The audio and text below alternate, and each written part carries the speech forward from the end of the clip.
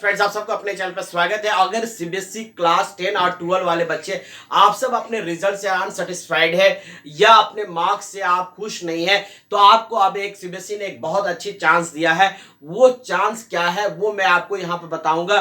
वो है आपका रिवॉल्यूशन, रीचेक और या फिर इंप्रूवमेंट एग्जाम।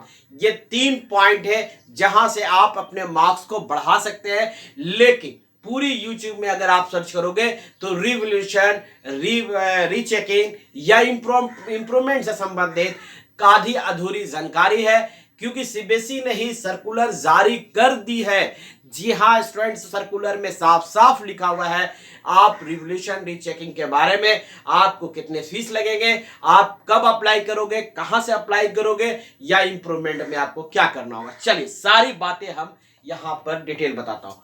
तो सबसे पहली बात ये बता दो स्टूडेंट कि अगर आप ये फर्क समझ लो, पहले एक रीचेक होता है, ठीक है, रीचेकिंग जिसको कहते हैं, और एक होता है रिवॉल्यूशन। दोनों बात को आपको समझना होगा। रीचेकिंग में मतलब यह होता है कि जैसे मान लीजिए आप मैथ्स सब्जेक्ट से आप संतुष्ट नहीं है, आपने रीचेक में चले गए, ठीक है ना, मैथ्स के रीचेक में चले आए। अब यहां पर आपको क्या होगा कि सब्जेक्ट वाइज करके, ठीक, कोई भी सब्जेक्ट हो, यहां मैथ्स में मान लीजिए आपको पेपर में 2 नंबर, 3 नंबर, 4 नंबर, इस तरह से 6 नंबर, 8 नंबर ये मार्क्स दिया है।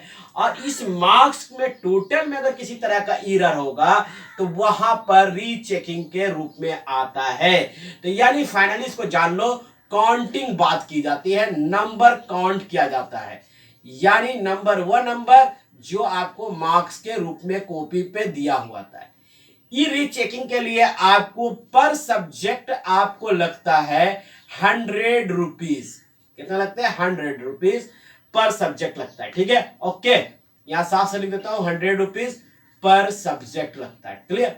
अब यहां पर समझ लो बढ़िया से, रिवॉल्यूशन में क्या होता है, आप अपने मार्क्स से पूरी तरह से संतुष्ट नहीं हो, आपको लगता है कि कॉपी में मैंने बहुत अच्छा लिखा है लेकिन हमें मार्क्स नहीं मिले हैं, तो उस समय आप रिवॉल्यूशन में जा सकते हो।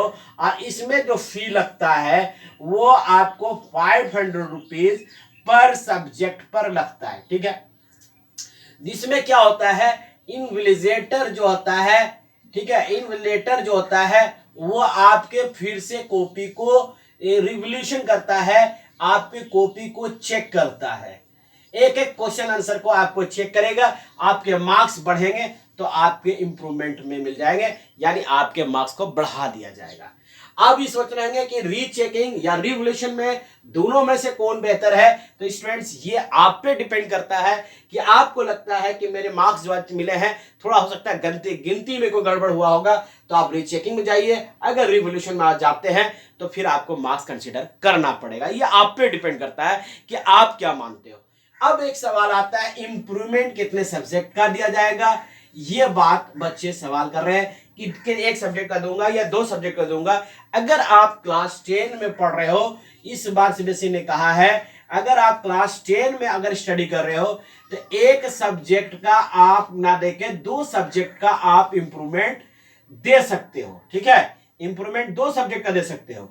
और अगर आप 2 सब्जेक्ट का क्लास 12 में अगर आप स्टडी कर रहे हो तो बच्चों आप एक सब्जेक्ट का ही देख सकते हो, इंप्रूवमेंट का ही इस बार जो नाम आप देखोगे वो कंपार्टमेंटल इस बार रखा हुआ है काम। अब यहां पर बढ़िया से समझ में आ गई। अब इसमें जो इंप्रूवमेंट का जो फीस लगेगा वो फी होगा पर सब्जेक्ट जो है वो 200 लिया जाएगा। अब कैसे अप्लाई करेंगे, क्या करेंगे, सारे बताऊंगा मैं।